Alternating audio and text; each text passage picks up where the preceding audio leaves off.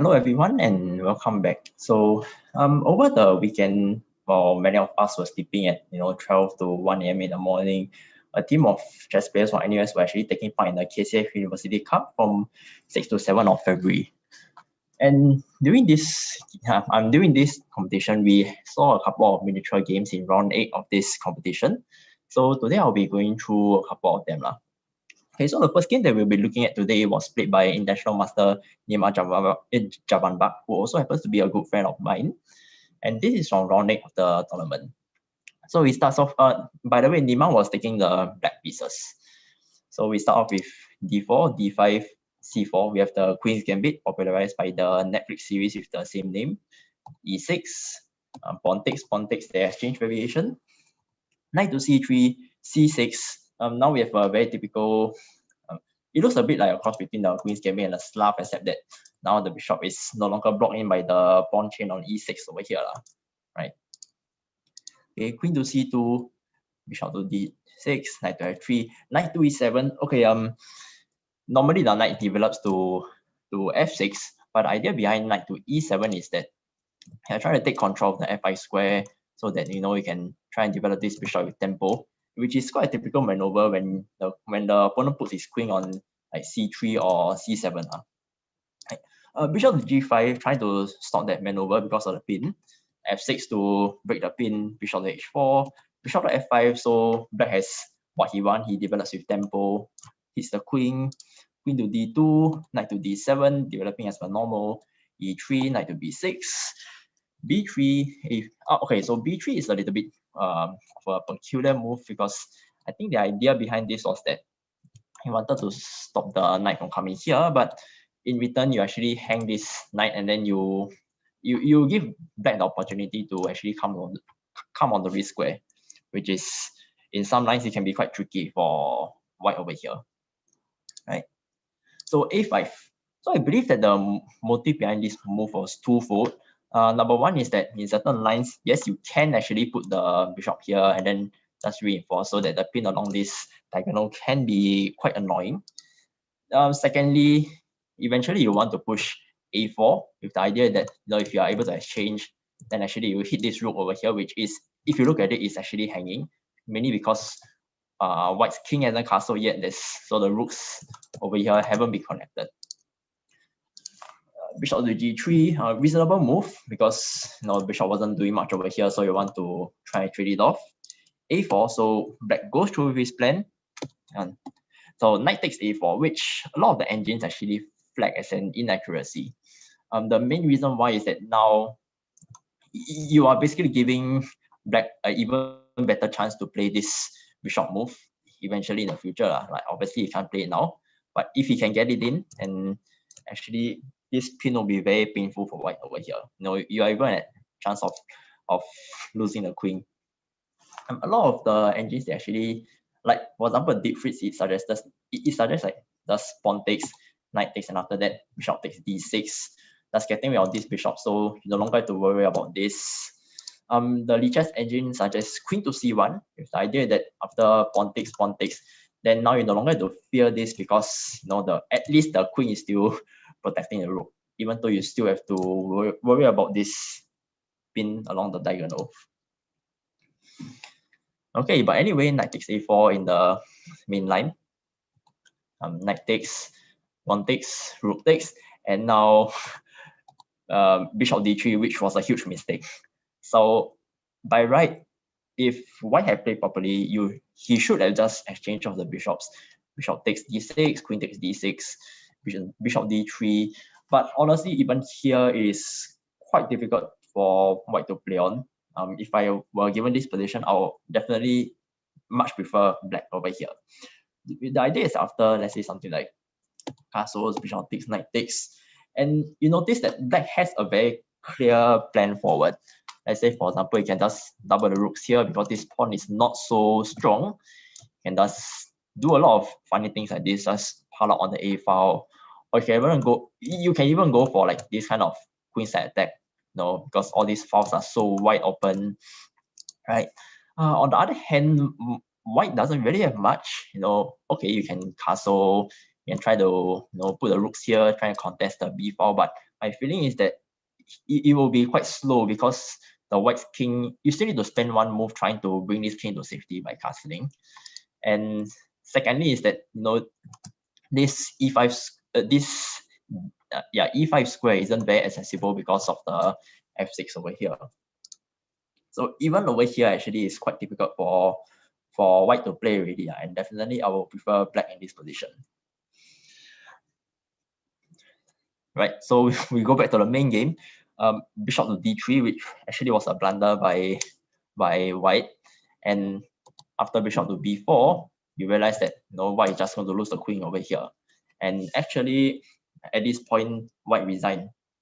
Right, so Nima basically finished this game in I think less than 10 minutes and 15 moves. Yeah, so it was pretty fast. And then after that, he had the rest of the round to just rest and then join us for the commentary. Right. So that was one miniature, finished in 15 moves. Right. So the next game that I'm going to look at is actually another miniature game which was completed in 15 moves, and also happens to be from the same round 8 of this KCF University Cup.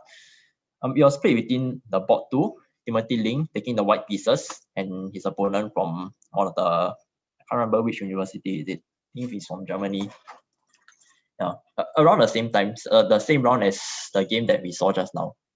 So Timothy started out with knight to f3, the ready opening, d5, c4, d4, a little bit unorthodox, I will say, this choice of openings. Okay, so yeah, c5 and b4. And if for those of you who are very experienced in the Bernoulli defense, you might actually find this position a little bit familiar. This is actually like a reverse Banco gambit.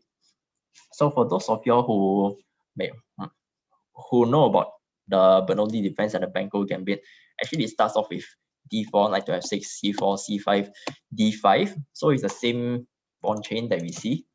And then after that, black plays b5, gambiting a pawn, c takes b5, a6, bishop, b takes, bishop takes. And over here, black has given up a pawn, but he gets very easy development for his queen side pieces. You notice this bishop he's conquering this entire diagonal, so it's not so easy for white to play over here. No, you can't push e3 because you deny the castling rights for the king. And then even later on, it's going to be quite tricky for white's king to get to safety because the bishop over here watches over the entire diagonal.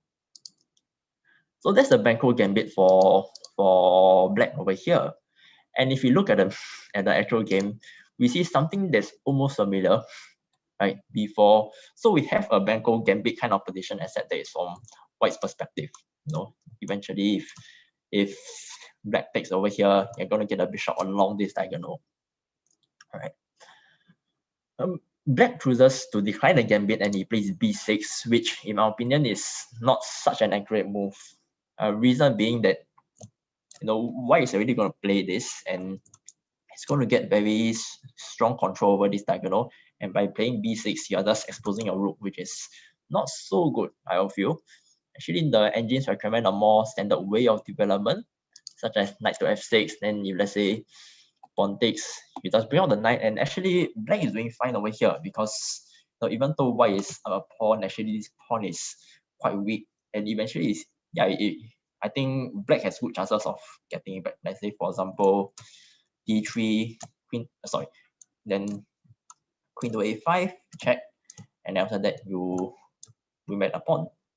Yeah, so black is doing quite alright over here. Anyway, b6, bishop to g2, bishop to b7. I noticed that actually this bishop is a lot more stronger than this because after castling, the black's bishop is going to be hanging.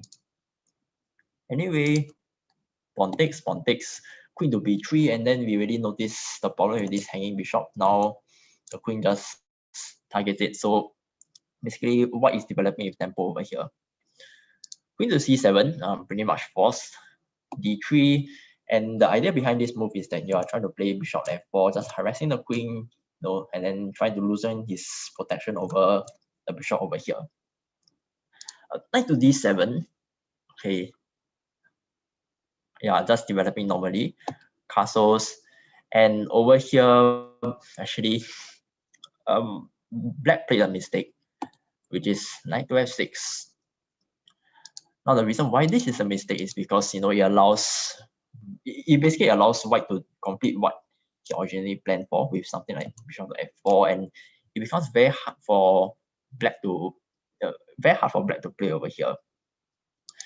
Now, while we are commenting this game, by the way, I was a live stream commentator during the actual tournament itself. So, yeah, when we are looking at this game and we are commenting on it, some of us actually suggested the alternative e5.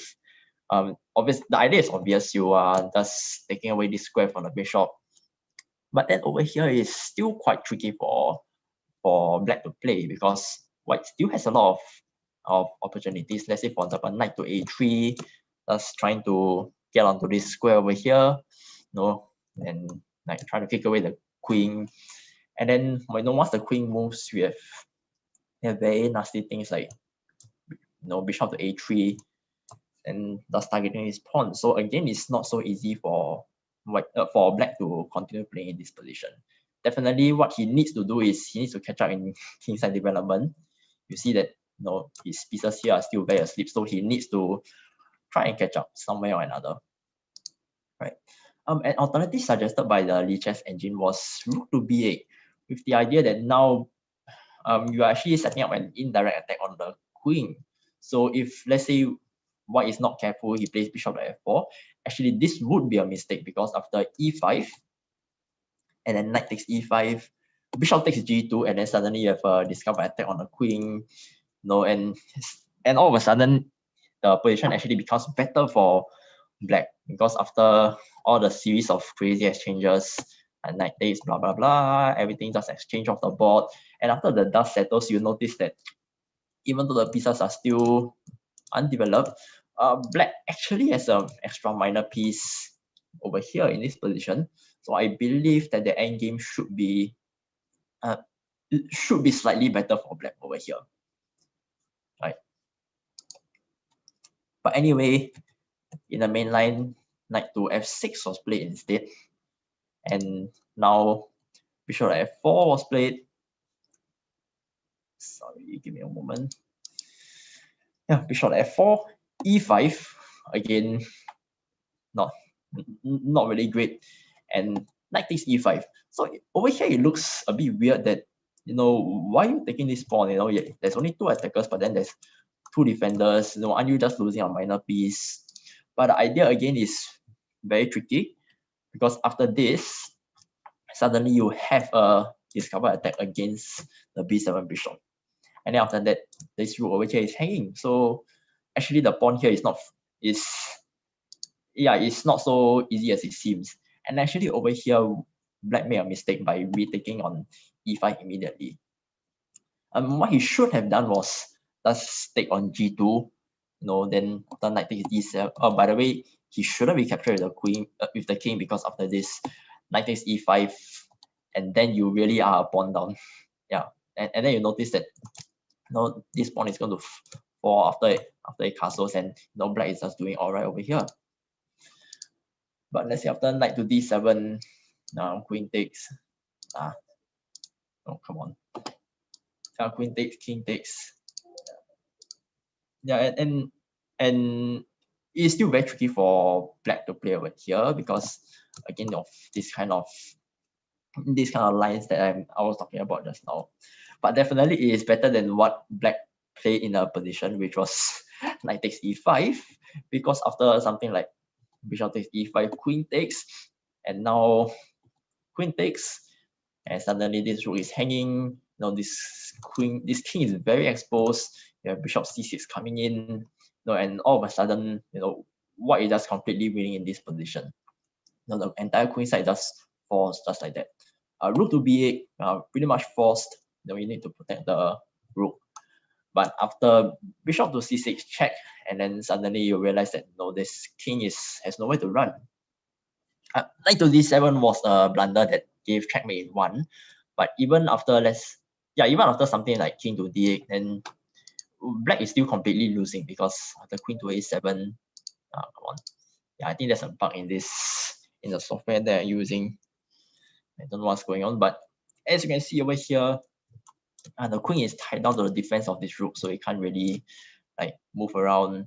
Later on, f7 is going to fall when the knight comes out here or here, and then there's one can just bring his rooks out. And with this king just exposed in the middle of the board like that, I think I would say that white is just completely winning in this position, right? But anyway, I think at this point, black just pretty much gave up. He just played knight to d7 and allowed a checkmate in one. So yeah, another 15 move miniature in this tournament. So actually both games that I went through today, they ended in 15 moves, and coincidentally, both sides actually ended with more time than they started with. I want to highlight that this was a rapid game. The time control was 10 minutes plus 5 seconds. So yeah, not a lot of time for both sides to think, if you ask me. So yeah, that's all that I have to cover for today. The reason why I wanted to show you all these games is that it does to let you all know that actually tactics can happen at any part of the game, right? Even in the opening, even during the first few moves, all these kind of tactics are happening if you play properly. And it is your job to go and look out for all these kind of tricks, all these kind of tactics, so that you can apply them in your games, and hopefully, yeah, you can win more games in the future. Thank you very much for watching.